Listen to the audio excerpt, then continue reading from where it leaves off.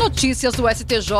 Os destaques do dia do Superior Tribunal de Justiça, quando e onde você quiser. Olá, esse é o boletim com alguns destaques do STJ. A terceira turma do Superior Tribunal de Justiça decidiu que no seguro de vida com beneficiários indicados por cotas, a parte correspondente ao beneficiário que faleceu antes do segurado deve ser destinada aos herdeiros deste e não ao beneficiário sobrevivente. Segundo o colegiado, a fixação de cotas no contrato demonstra a intenção do segurado de limitar o direito de cada beneficiário ao respectivo quinhão. No caso analisado, um homem contratou o seguro de vida e indicou os pais como beneficiários, fixando cotas de 50% para cada um.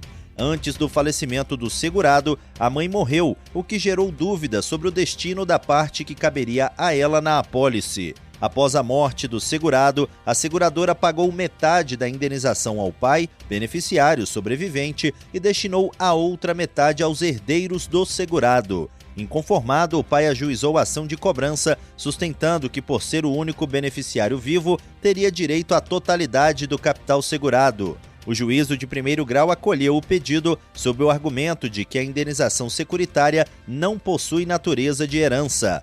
O Tribunal de Justiça do Rio Grande do Sul, contudo, reformou a decisão, entendendo que quando a indicação de beneficiário não prevalece, o capital segurado deve ser pago aos herdeiros do segurado. No STJ, o colegiado da terceira turma manteve esse entendimento. A relatora, ministra Nancy Andrighi, destacou que ao estabelecer percentuais específicos, o segurado deixou claro que cada beneficiário deveria receber apenas a parcela expressamente prevista na apólice.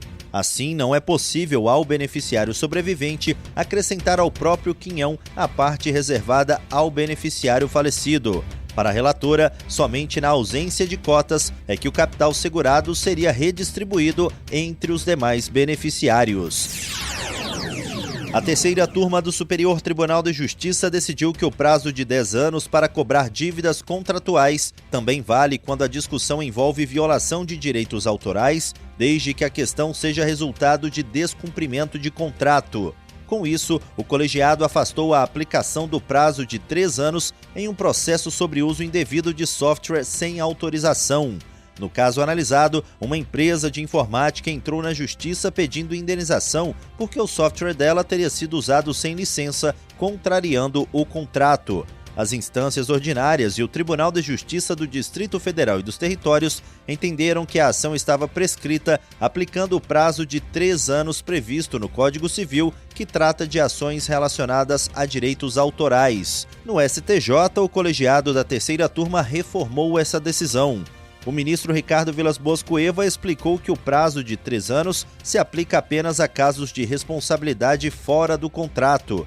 Já as ações baseadas em descumprimento de contrato devem seguir o prazo de 10 anos previsto no artigo 205 do Código Civil. Segundo o relator, não há motivo para tratar diferente um contrato de software em relação a outros contratos, ou seja, quando a questão envolve violação contratual, mesmo com direitos autorais, o prazo para cobrar a indenização é o mesmo das demais relações contratuais. A primeira sessão do Superior Tribunal de Justiça decidiu que é possível deduzir os juros sobre capital próprio da base de cálculo do imposto de renda da pessoa jurídica e da contribuição social sobre o lucro líquido, mesmo quando apurados em exercício anterior ao da Assembleia que autoriza o pagamento. Segundo o colegiado, os chamados JCP extemporâneos não configuram manobra para burlar o limite legal de dedução, desde que atendidos os requisitos da Lei 9.249 de 1995. Ao fixar a tese no tema 1319 dos recursos repetitivos, o colegiado do STJ definiu que a legislação não impõe restrição temporal para a distribuição dos juros sobre capital próprio. Assim, a dedução não precisa ocorrer no mesmo exercício em que o lucro foi apurado, já que a distribuição dos juros sobre capital próprio é uma faculdade da empresa e não segue periodicidade obrigatória. O relator, ministro Paulo Sérgio Domingues, destacou que a limitação temporal defendida pela Receita Federal não está prevista na lei,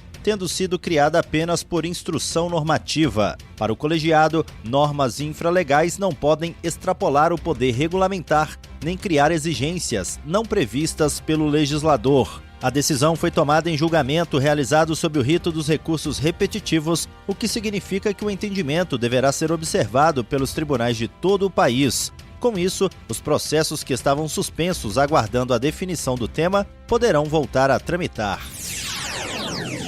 E esse foi o Notícias do STJ de hoje. Para ouvir mais, acesse o Spotify ou o SoundCloud do STJ. Tchau, tchau! Notícias do STJ, uma produção da Secretaria de Comunicação Social do Superior Tribunal de Justiça.